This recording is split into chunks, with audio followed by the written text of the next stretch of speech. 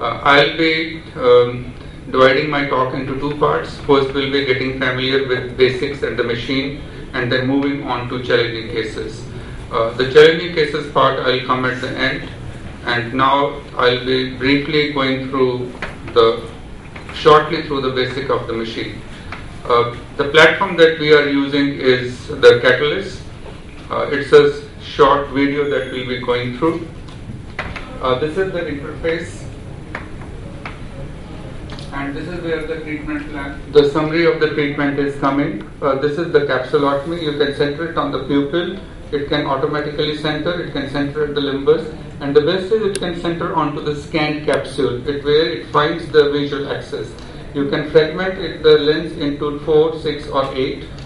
This is the setting for the LRIs. You set the axis, then how millimeters you want to put it, and what is the extent in degrees.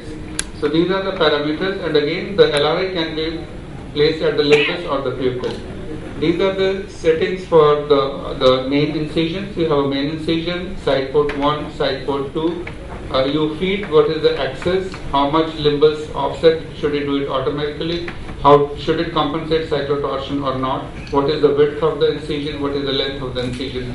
And these parameters you can adjust, and you can save them as default incisions also. This is the overview showing what all it is doing. You do the timeout, check all the parameters, and then start docking.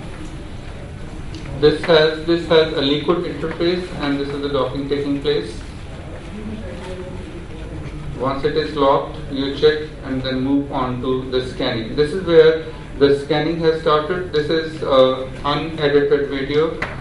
This is how the OCT scanning has started, and as this OCT progresses, you will see the two images in two planes. Yeah, can we have the lights off, please? All the lights off.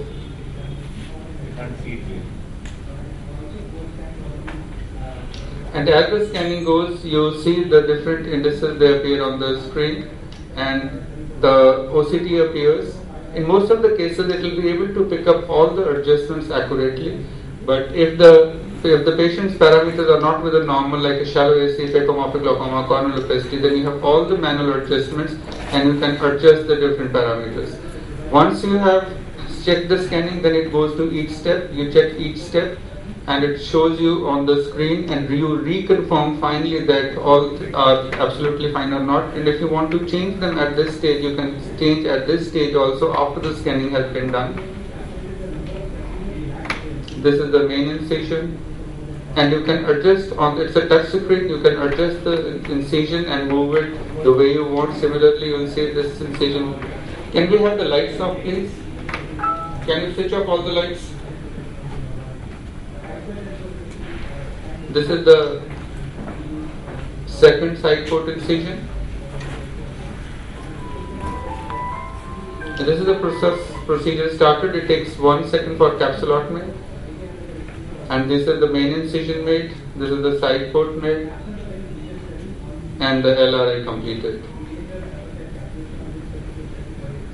This is another case where we'll be just going through the procedure. Do the capsulotomy done. Takes 1 second to do the capsulotomy. It is always circular and perfectly centered. And then you have the fragmentation of the lens going on. And these cases have an excellent pneumodissection. You don't have to do a hydrodissection in these cases.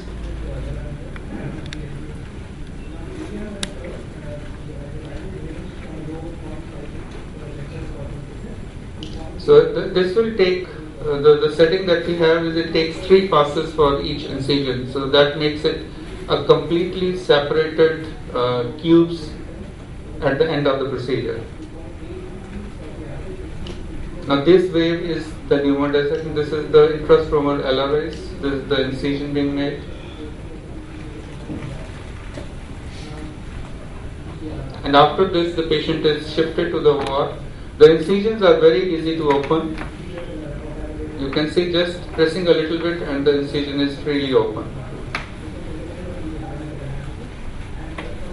Your settings on the phaco machine for femtosecond will be entirely different.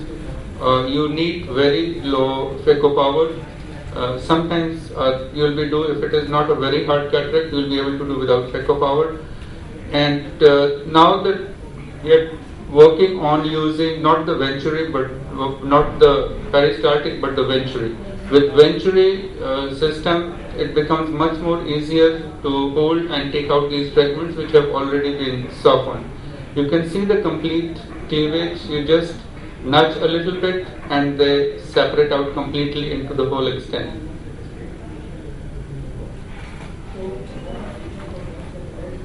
And then you have to, the removal of the pieces is a little different because the whole of the fragment has been softened, so you cannot hold it. So you have to flip it out, and bring it out and then emulsify or aspirate it.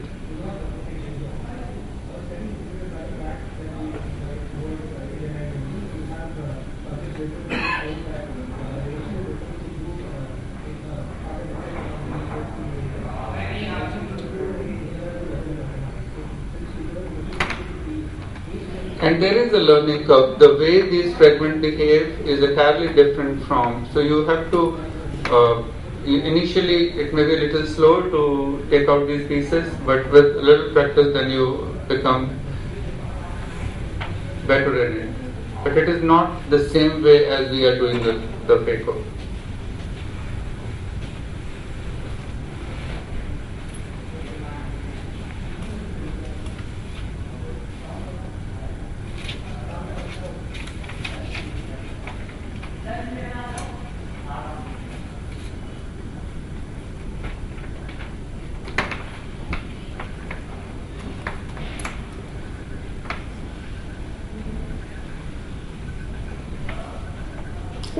With this brief introduction to the procedure and brief review, I'll move on to the next speaker, and I'll request Dr. Naushad Shroff to share his views about the advantages of flaps.